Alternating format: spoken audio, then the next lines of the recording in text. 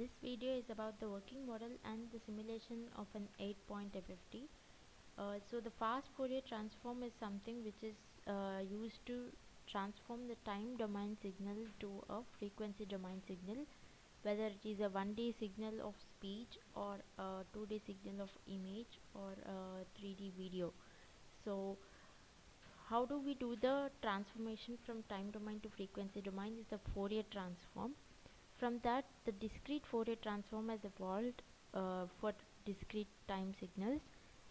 However, the direct implementation of the discrete Fourier transform requires more resources, and it is the time complexity is also very high. So the fast Fourier transform has evolved, wherein in general the complete fast Fourier transform, the transform is divided into two halves, that is even and odd part, because the fast Fourier transform follows a symmetry property and periodicity property. Similarly, all the even halves or even samples are again divided into odd samples and even samples, and the odd samples, the initial odd samples, are also again divided into even samples and odd samples. So this is the overall idea of how the fast Fourier transform is built. So for an 8-point FFT, the butterfly diagram can be seen as here. So we have this is for decimation in time. For decimation in time, the inputs are not in order, however the outputs are in order. So what happens is the inputs, if we can see here, the inputs are 0426 even samples and 1537 the odd samples. So the division of even samples and odd samples are taken, and the Wn0, Wn2 and so on are called the twiddle factors. So the basic equation of a fast Fourier transform is we summate the multiplied inputs of the twiddle factors which are multiplied by inputs are summated over the entire FFT point range. So Wn0, Wn2 are all constants, since we know what is the size of an FFT that we consider. So now moving on to the explanation here. For 8-point FFT, we have considered a floating point representation.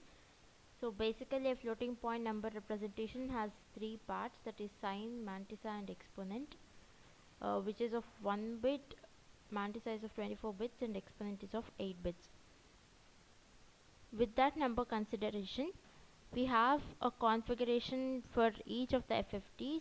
So tick point is for specifying the point of your FFT, that is 8 point or 16 point or 4 point, etc.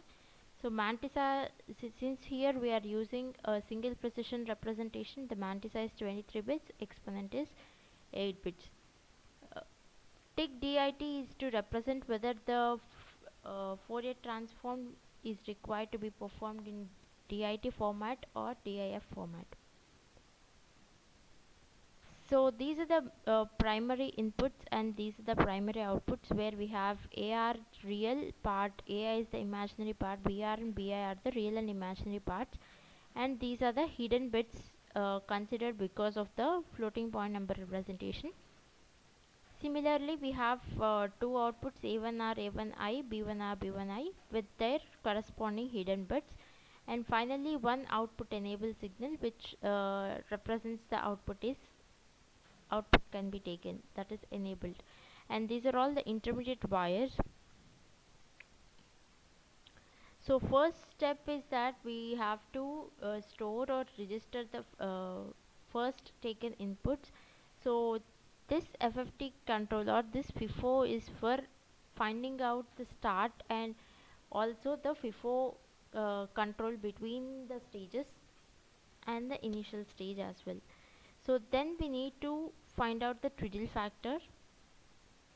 So the twiddle factor, the module twiddle factor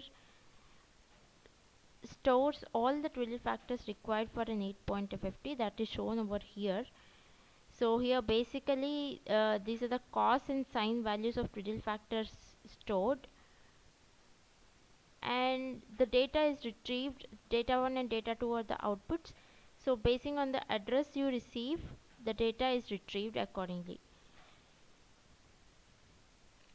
So for Twiddle factor, what we need to give is the address, and finally we get two outputs from each of the each of the Twiddle factor module.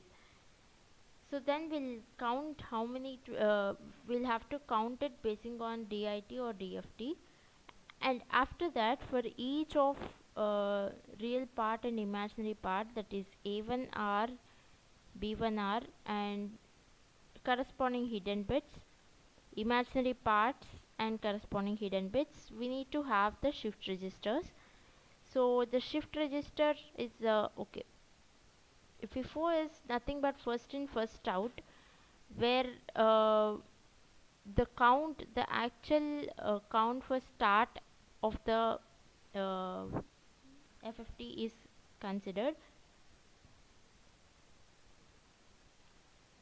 So shift register is again built from D flip-flop, set of D flip-flops with the proper control logic to work. So D flip-flop is again nothing but if it is enabled, the input is taken, or else the previous output is retained. So this is the shift registers part, and then coming to the count twiddle. Yes, coming to the count twiddle, we need to know what is the count of the twiddle, what is the actual address, or which twiddle factor to be considered to be multiplied with the input sample. So that is why we have count twiddle over here.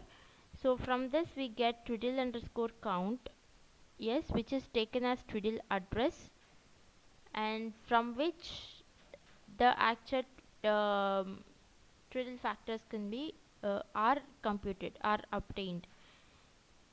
So these are obtained from the twiddle factor module.